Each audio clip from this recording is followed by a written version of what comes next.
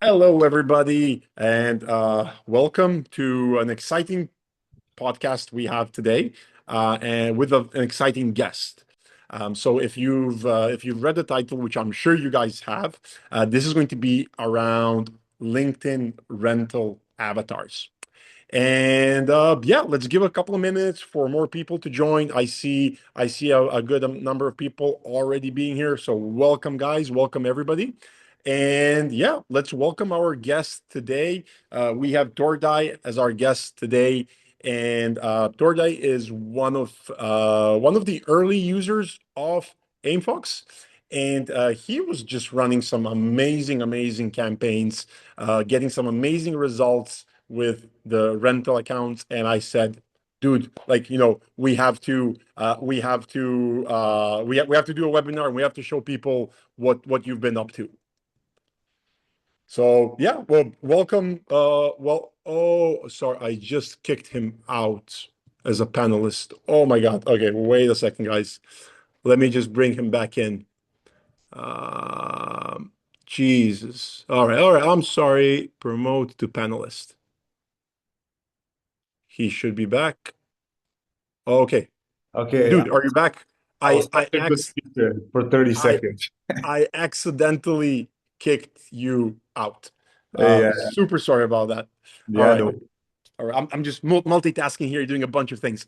Anyways, everybody, meet Tordai from Business Lads, and yeah, man, I'm super excited for the talk today. me too, brother. I appreciate it, Alex. It's good to see everybody here, especially because you saved me back then with the project that I had. Typically, when we do LinkedIn outbound, our clients are B2B, selling 5 figures, 6 figure solutions. So it's usually three, four, maximum 10 LinkedIn accounts we use. And when the client wanted, after we had a good first month with a smaller pilot, when he said, "Okay, what's it gonna take to take us to 100 LinkedIn accounts?" I went crazy because it's impossible to source 100 LinkedIn accounts. You could have friends, family, but sourcing 100 was insane. And you guys Yeah. came up then, and you saved us, so it's very cool. I actually remember it because it was actually me who did the sales call with you. And I was like, this is the easiest sales call I ever did. He was like, do you have 100 accounts? I'm like, yes, we do. Do you have them in stock? Yes, we do. Okay, I'm going to make this easy for you. Let's start.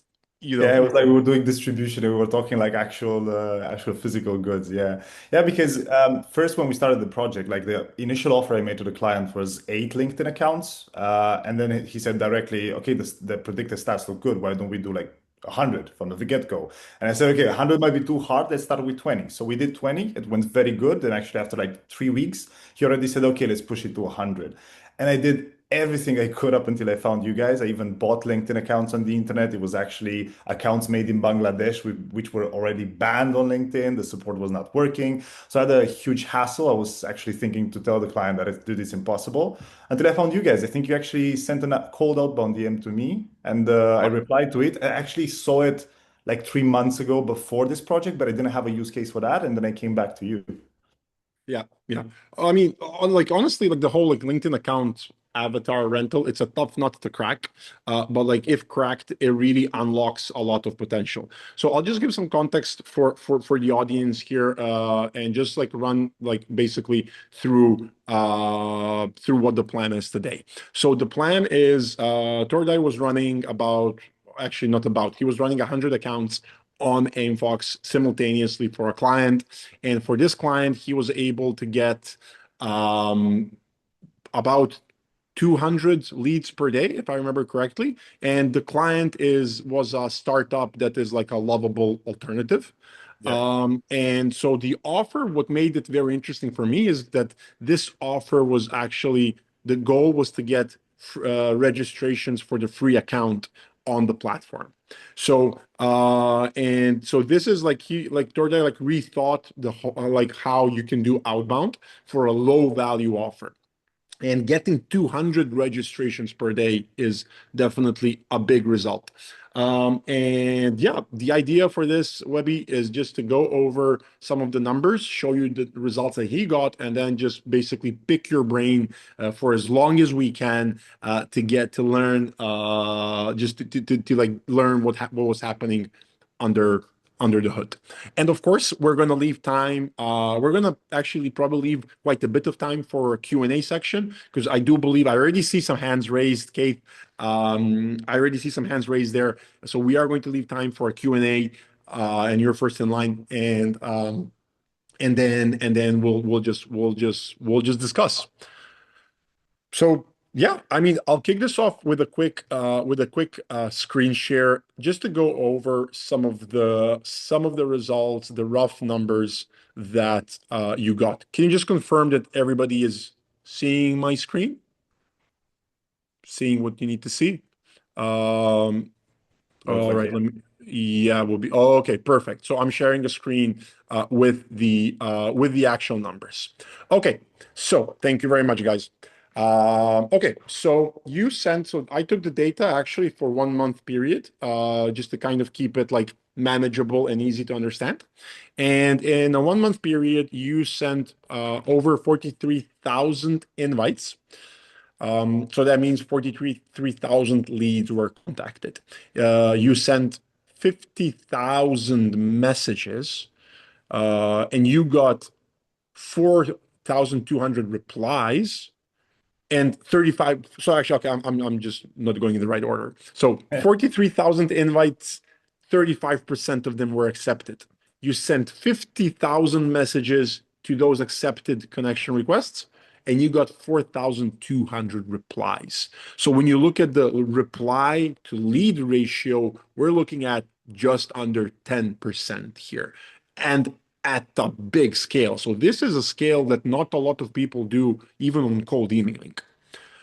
So yeah, let's start. Like, tell me, like, you gave us a bit of the context, but tell me like a little bit more about how the whole setup was built. Maybe we can start with basically just like go like, when you were starting, like, what were the steps you needed to take in order to get this campaign off the ground for this client?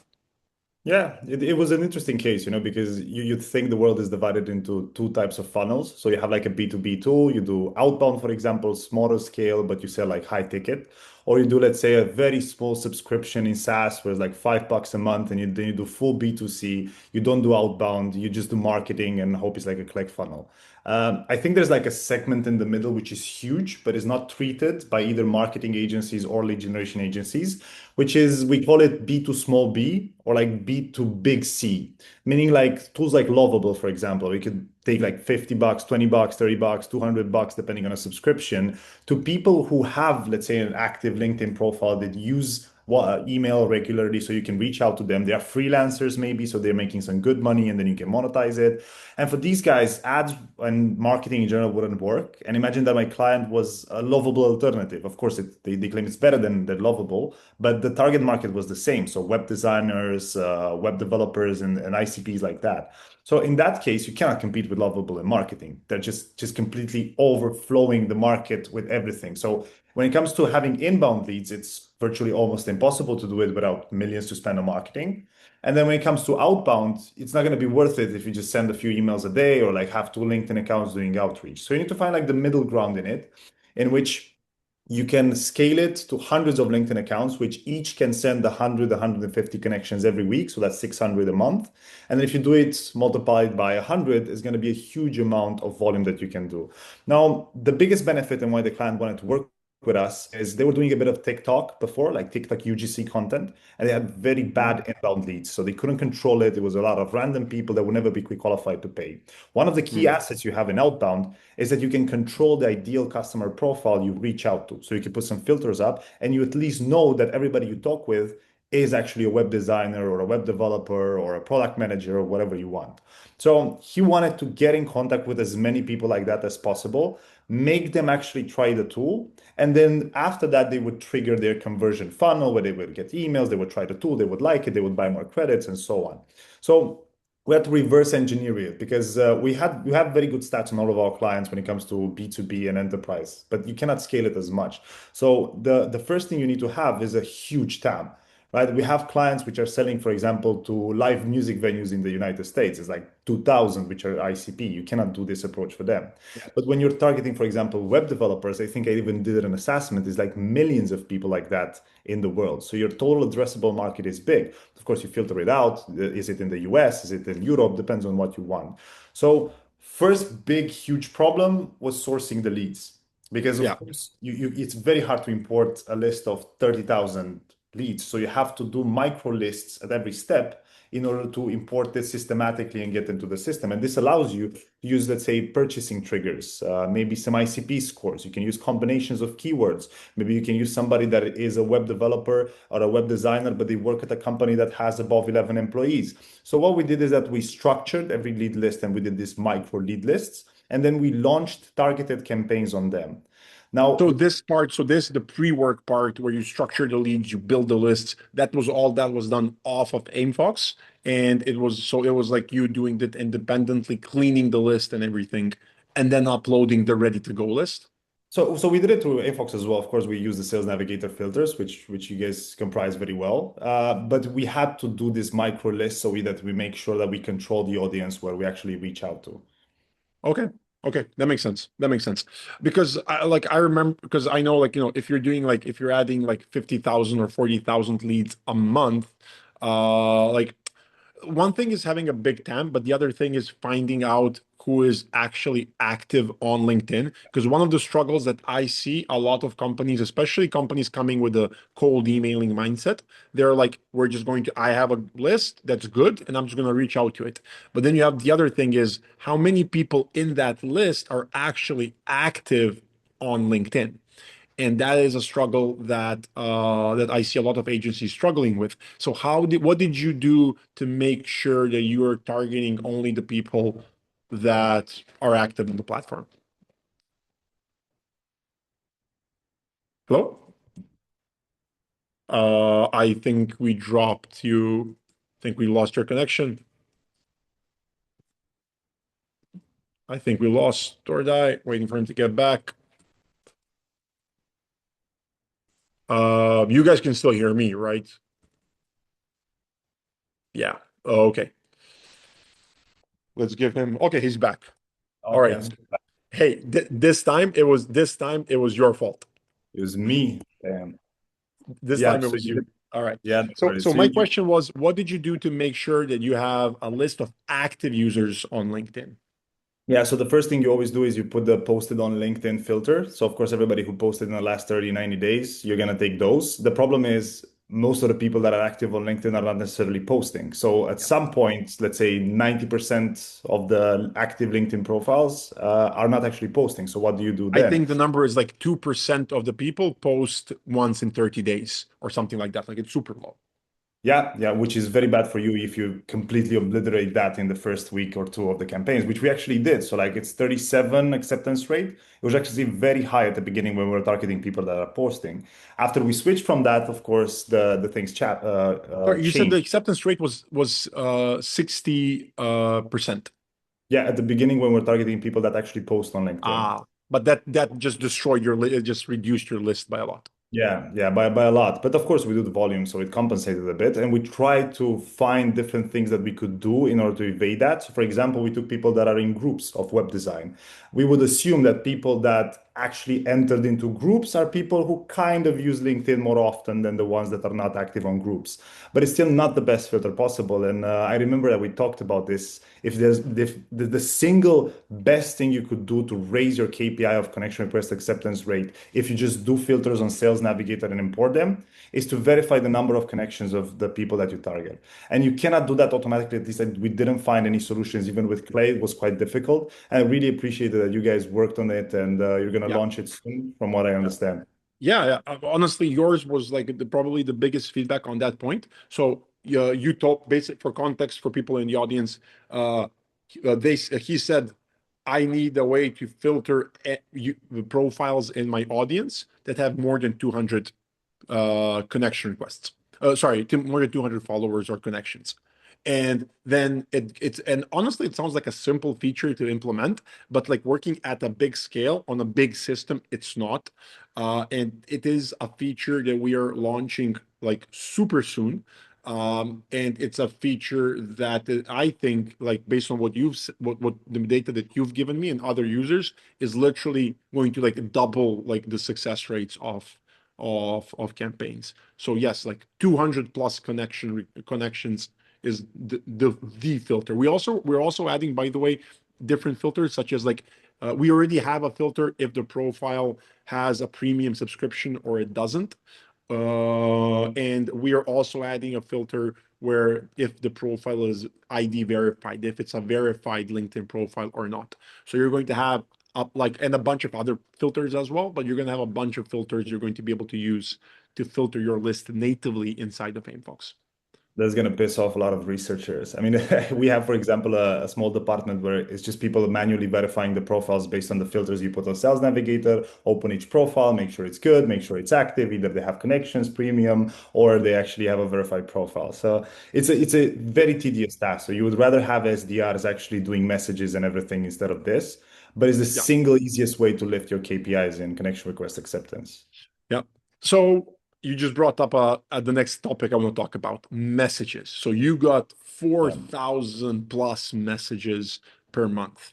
How do you, and I know that like LinkedIn outreach is usually very chat intensive, meaning Mhm. that, it's not as transactional as emails, as where you just like reply to an email and you wait. This is like a live chat where as soon as you grab a lead, the time to lead is super important. And then Yeah. when you have them on the live chat, that's where you need to do the close. So you need to like tack, tack, tack, tack, tack, tack, tack, and you need to like wrap it up. Whilst on emails, it's more like a multi-day process. So how do you how did you manage that part? I mean, I know the answer to the question, but I have to ask it anyway, Yeah, I know. Yeah, don't spoil it. So of course, there's two parts in messaging. How do you construct a sequence which actually gets responses, which is huge, especially because we started doing LinkedIn outbound 5 years ago. It was so easy to set up meetings back then. Like you could literally just DM people with a shitty message and they would still get into a meeting with you.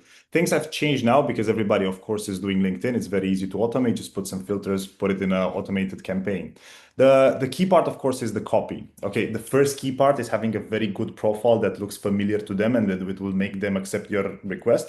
But getting to the messages, it's to actually make an automated message don't sound automated. And we have a few ways in which we do the conversational sequences. So, for example, the first message that goes out, always the first paragraph is a very short one in which we tell you why we reached out to you. Is because so hi Alex, just wanted to reach out because I also saw that you are also a web developer working throughout Austin, Texas. Actually created a tool that based on your work I think could help you out. Can I send you the link so you can check it out? Something very simple that would actually sound like what somebody would write. If they wouldn't respond to the first one, of course, in the sequence, the second one is also a conversational pitch that translates, let's say, naturally. So I was asking this because we developed this tool that does this. And then I also thought that based on your experience, because you work with Figma, it could be amazing because Lovable doesn't have an integration with Figma. So something very particular to them that you could personalize in the Mhm. communication. It's important for it to sound conversational. Now, that's the first part. Now, how do you handle replies on 100 LinkedIn accounts? Now, that's the very difficult part. And for Honestly, this, I loved how you did it. I know it must have been a complete headache, but yeah, I know, but the guys were amazing. So what we did, of course, you need a lot of people. So you can have only one person that needs to remind to follow up with the leads, respond with everybody. So we needed an extensive team. Of course, we didn't have a budget to hire everybody in the West. So we created a small team of 5 SDRs from India who were trained to manage the inbox there with everything from the client, with a custom GPT where they would add all the information. We downloaded our framework of doing sales, talking to the client and converting them into a custom GPT.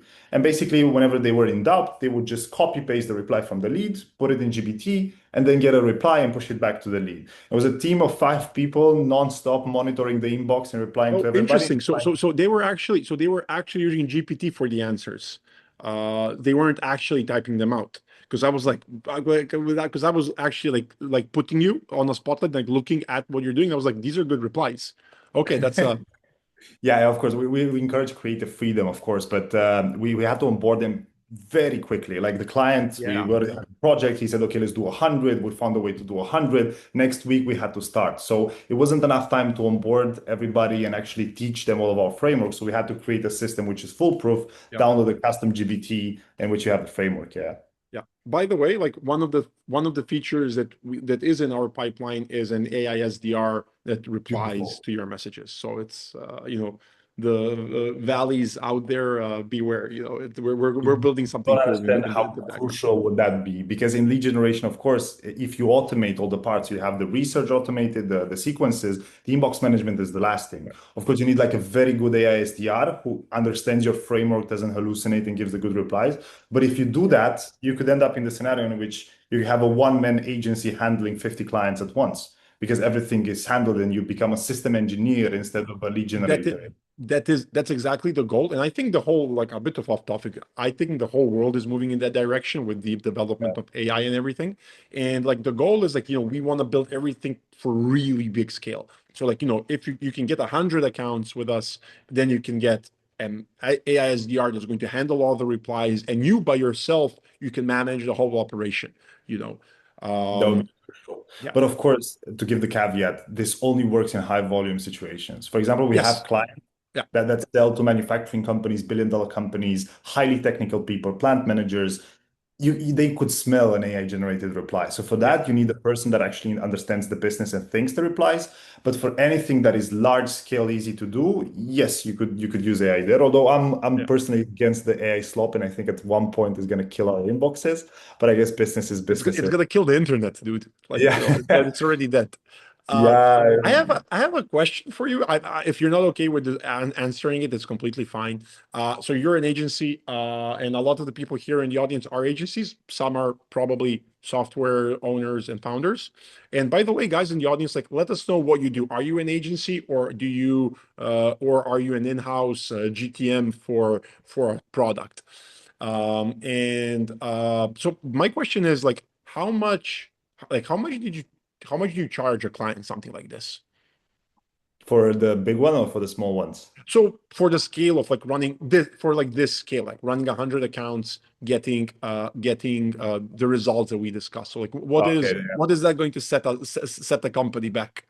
Yeah, usually, as anybody who's an agency here knows, that depends on who you speak with. So, of course, if it's a startup that would just raise the 30 million Series B, it's a different offer that you make to let's say, a hustled startup where everybody's like putting back the money and so on. But for this, you can go easily for a 10K retainer around that. But depends on who's going to pay for the tool. So, of course, if we were to pay for the tool, it would have not been 10K because most Yep. of the money would go to the Yep. tool. But you gave us a good offer back then. I remember it was like. It was a It- good negotiated like deal and it works. I'm gonna say like don't say it because like we're not giving anything close to that. But yeah, no, it was like in the early days when we were actually just like launching this whole thing with the avatars. And like one of the issues we have right now is that we sold so many of these accounts that we have supply demand issues. So that is Yeah, something that we are figuring out now, and it is something that like in March I want to have like completely solved, because right now, like, you came to me for 100 accounts. I gave you 100 accounts in like 2 days. yeah, I mean, just the time it physically took us to like put them on your workspace, basically. Now we have a waiting time, which I don't like. It's not an ideal experience, but it's something we're working on in January, in March, and I expect to have fixed in the next few weeks. But there is definitely a lot of demand for this, and if done right, like as you've demonstrated, it can work really well.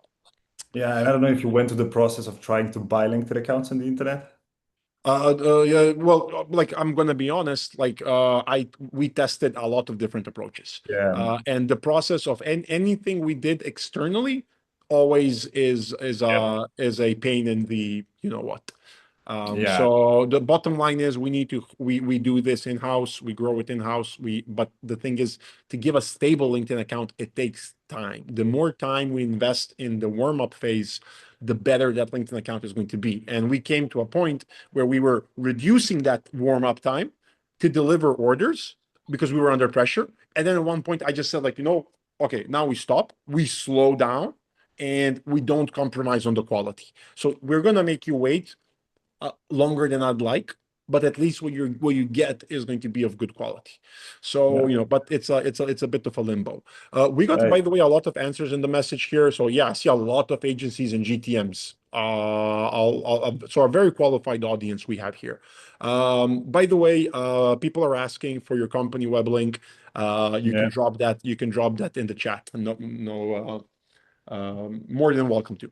Yeah. Yeah. So okay, so then the replies. You get the replies. Well, let me just take a quick look at the time. So we're 26 minutes in. I would love to take some questions on. So we can do the questions two ways. You can either post them in the chat, or you can raise a hand and turn your camera on and come on onto the live and just ask the question face to face. So we're gonna give people a minute to type out the questions and to prepare. And in that meantime, yeah, what are some of the so I want to be very yeah, okay, we already have questions. Can you talk about warming up the accounts? What are the actual restrictions? So when you get an account from us, we give you a warmed up account.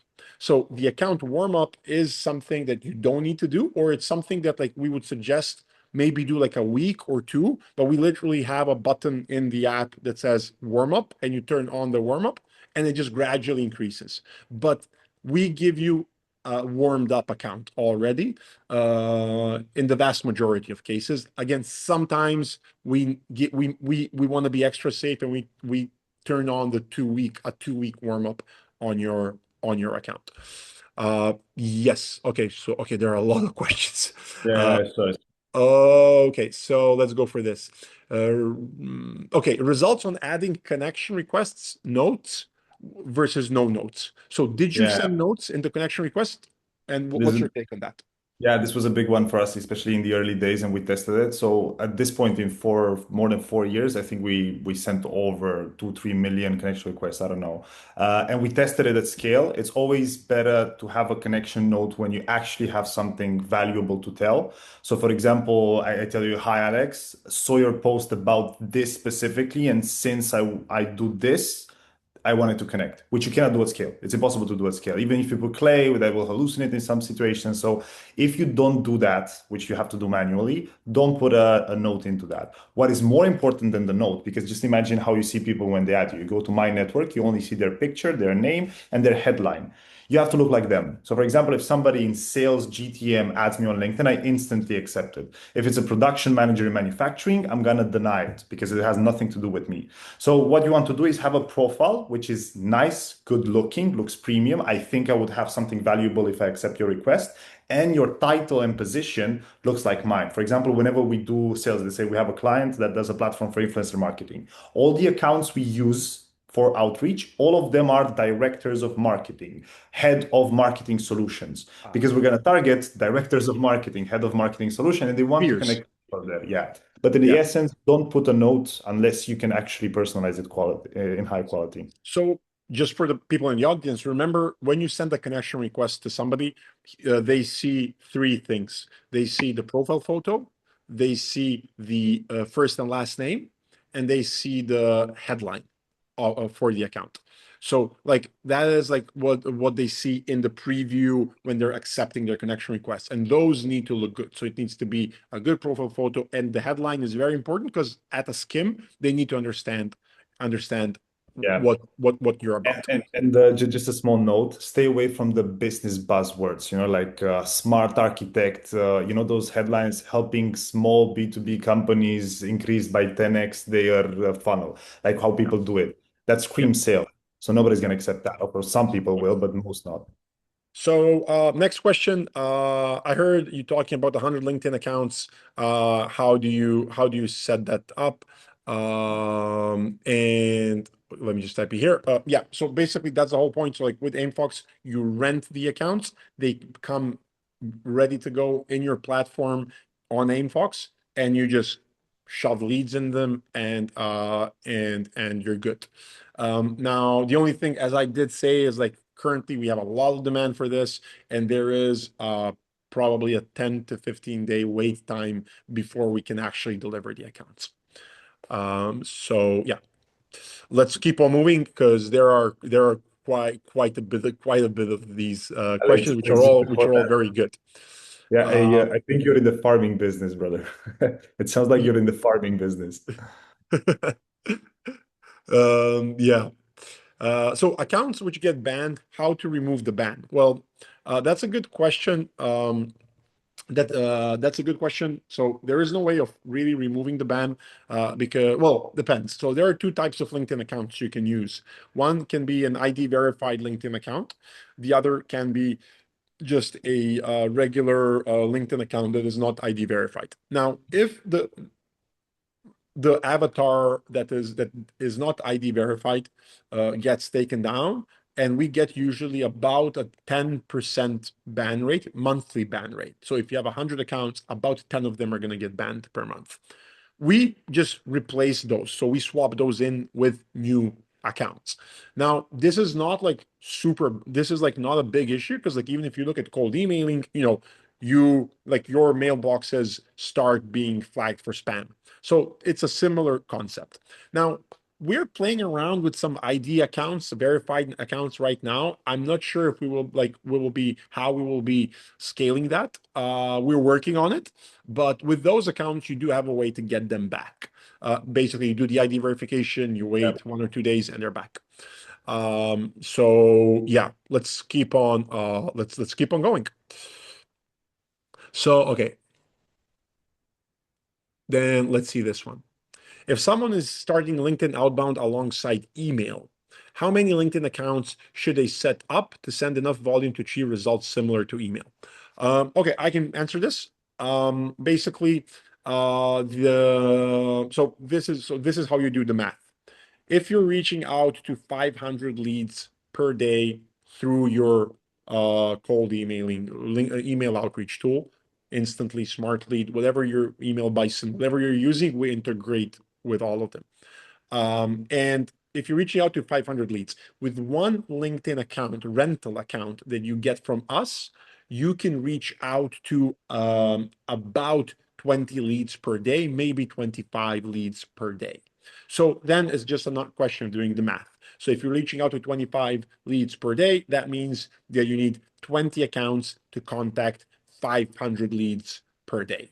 And that's how you scale that infrastructure in parallel to your email outreach infrastructure. And then you can also, when you do the integration, you can do some very cool things like, because like one of the things with emailing is like 95% of your list is never going to reply. And then a very good trigger to use is to automatically from Instantly or Smart Lead or Email Bison send leads that did not reply to your email, send them into Yeah. a campaign on Aimfox. We have native integrations, so it's very easy to do. Okay. I would Uh, also add yeah, in here, Alex, because email or LinkedIn depends on the industry. If you have the chance to do both, do both. But some industries are better on LinkedIn or email. If you sell to e-commerce stores, never do yeah, LinkedIn. You only do email. And if you sell enterprise, do LinkedIn. I would say that if you have to do both, you choose your high quality list to go through LinkedIn because you have fewer resources there. And with email, you can do volumes. It doesn't matter. You just need to hit as many people as possible. But for LinkedIn, try to get your best ICP there. yeah. So here is a good question that like we can give our takes on. For someone running a 6 to 10K offer, but a small TAM of less than 10,000 contacts, do you think doing outbound with LinkedIn avatars is a good strategy? And how many LinkedIn avatars do I need for this? And how long will it take to cover the full TAM? So just going back to the numbers that I did. So let's say you want to cover the full TAM in say 30 days or let's say 20 business days. That's going to be 500 leads a day. That's going to be 20 LinkedIn avatars to cover them in a month. And so yeah, just doing some math. But Tordai, like, does this sound to you like a good use case? Yeah, definitely. It depends on how you rerun the leads as well. So if you only have like a 10K TAM, maybe you can spend some time to divide it, do some personalized campaigns, maybe try to find some common things. You hit some people in the east part of the US with a different message than the ones in the west part. So it depends. But with 20, 30 LinkedIn accounts, yes. Although if you're a lead gen agency, I would advise against burning your entire TAM in the first month because Yeah. you're gonna, of course, do a great job. Your client just extends it. But if you go from 200 meetings to 100 meetings a month to 10 meetings a month, if you close them, it's good. But because you had 100 in the first month, they're always going to compare it with the first one. So try to balance it out, have a healthy one that the client agrees on, and make sure that you can run it for at least 6 months, a year. Yep, that makes sense. And then you can plan your stocks accordingly. And the same thing goes for the cold emailing stuff that you're doing, you know. Yeah. Okay, cool. So I see somebody that would be interested to hop on. Weston, if you're up, if you'd like to come on live and actually ask the question, I'll try and do that now. I will just ask you to have your camera on. And yeah, uh, let's go. I will. Hi, Hello, hello. Weston. There we are. Can you hear me? Yes, Yeah. we can. Let me just put you. Don't know if I can turn my camera on. Let's see. Let me see. Oh, Uh, something like that. ah, it's fine. If it's not working, we hear you. I mean, if we could see, it would be awesome. But even this works. I'm not that pretty, so it's you're not missing much. So first of all, thank you guys for doing this. It's super, super valuable. And wanted to ask you guys, so I didn't quite know how to type this out the right way, but what is the parameters around like how much can you squeeze the juice out of each account to avoid, and avoid getting it banned at the same time, right? Like how many connection requests, per day is the limit, would you recommend? I know that you mentioned the accounts are warmed up, but what are the parameters on like how much you can fully max out an account, basically, is my question. Yeah. Okay. Well, that's a good question. So as I said, 20 to 25 connection requests per day. Now, we on the back end, we don't let you go above that. The reason is we don't want you to get these accounts banned because you might even be like, hey, I want to do 200 connection requests a week or do like 40 a day. But the likelihood of that profile getting banned is going to be higher, and then it just creates like a cascade of problems. So we limit you to doing 100 connection requests per week. We can ramp those limits up. There are cases, especially, so there are two types of accounts you can get. One is a fresh account that is like right out of the factory, so to say. And the other is if you get like a recycled account from a churned client. So if that's an account that somebody's been using for 6 months, 3 months, whatever, that account already has a very good standing, and we are going to allow you to increase those limits. But we make sure with everything we do on Aimfox, be it with the rental accounts or with your clients' accounts or with your accounts, we kind of take it upon ourselves to make sure that everything stays safe and that nothing ever goes wrong. And from the perspective of how you set up the campaigns, maybe I could add. One thing I noticed is that LinkedIn wants to do it like email. So, for example, you have red flags into it. We were sending the link at the beginning, and one of the leads we targeted gave us a screenshot on how the link is red flagged and how they received the DM. So, it's interesting to see that you have to find ways in which the message sounds natural. So, that's maybe using different copy for different subsegments of the list, not putting links into it, and rather asking the lead if it sounds interesting, can I send you a link instead of actually giving the link? And then having a very conversational one that could also help you with the LinkedIn account. Yeah.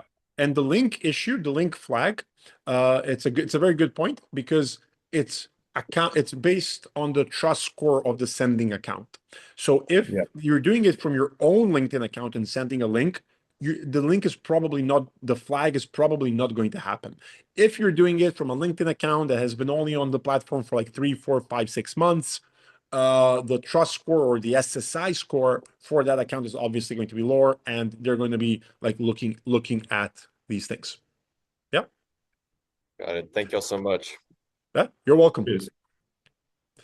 All right. So, I mean, we got like a lot of questions. So, we're not gonna. There's no way we're gonna be able to cover all of them. But I do wanna find some good ones. Okay.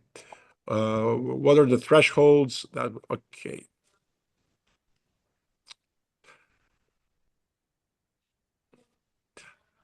Okay. So, I just started Aimfox through my personal account. Do I run the risk of being banned due to this automation? No.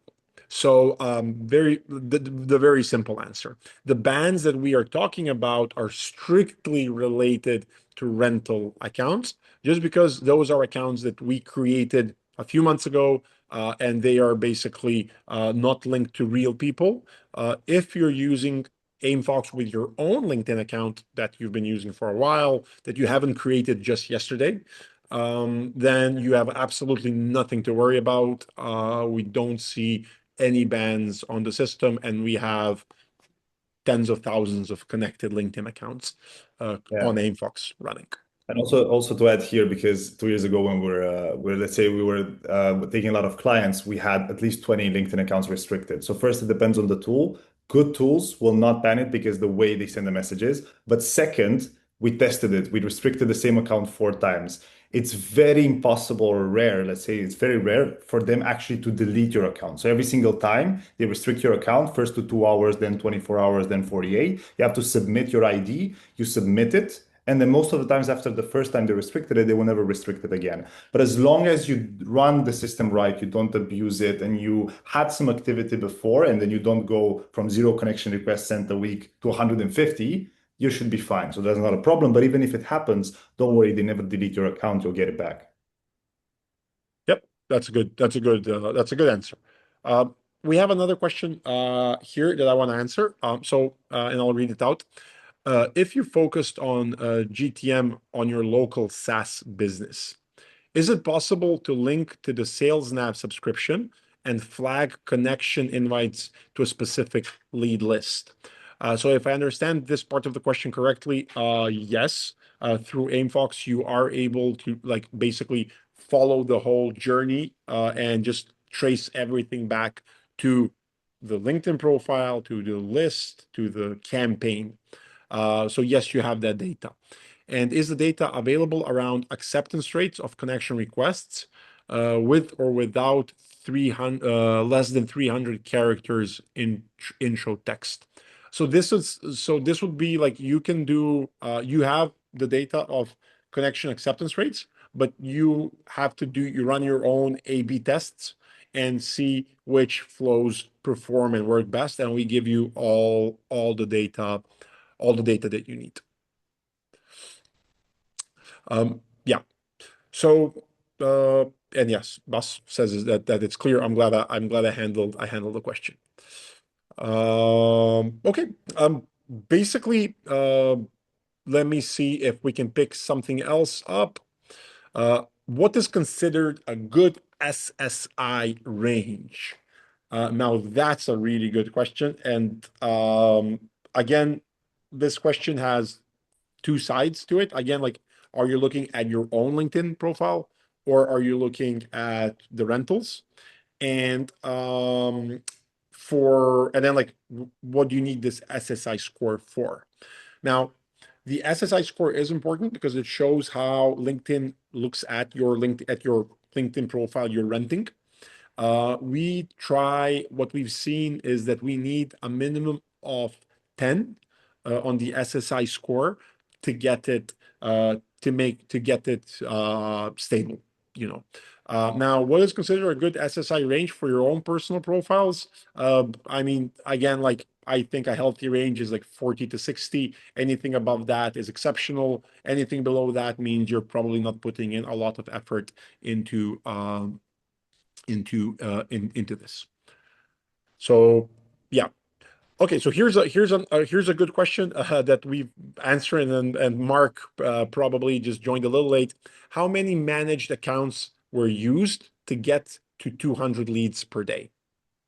Yeah, so actively it was 100, which were 20 real ones from people that we sourced or like employees of the client. And then the other ones were AI accounts. So we needed 100.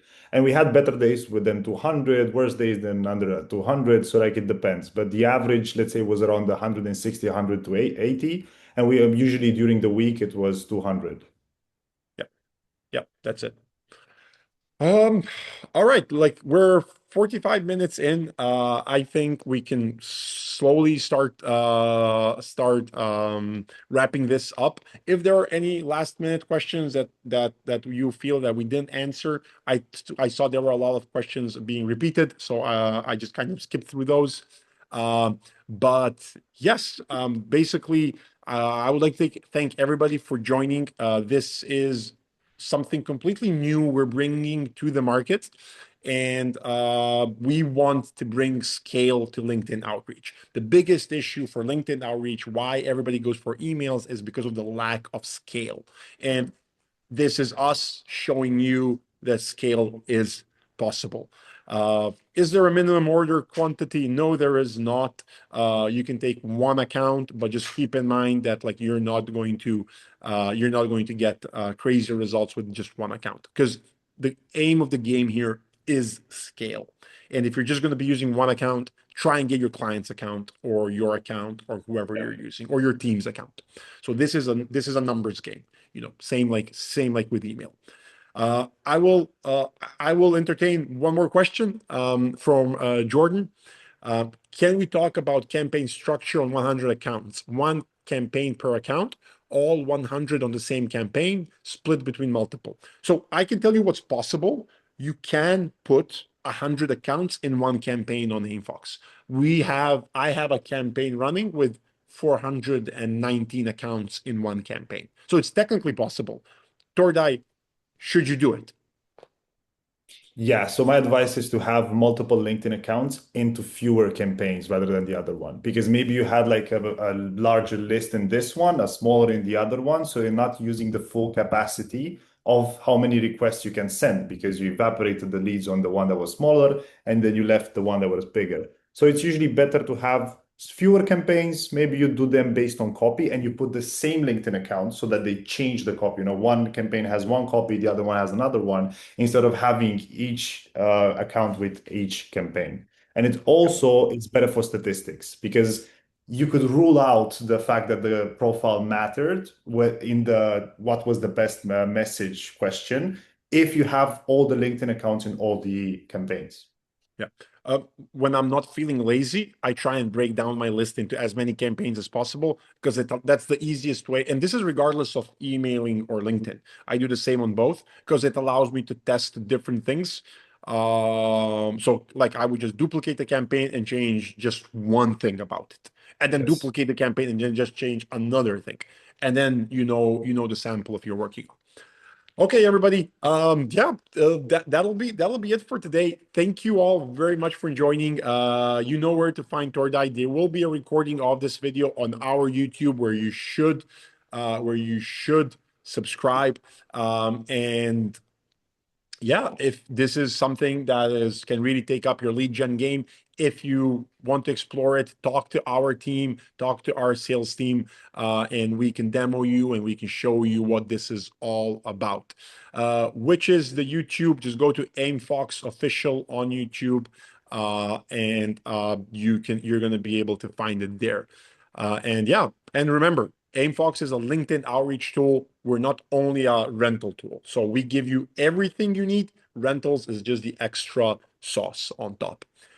Thank you, everybody, for joining. Have an amazing day and rest of the week. And Tordai, thank you for hopping on. And yeah, that's it. Thank you, Alex. And have a great day, everybody. Thank you. I really appreciate it. Thank you.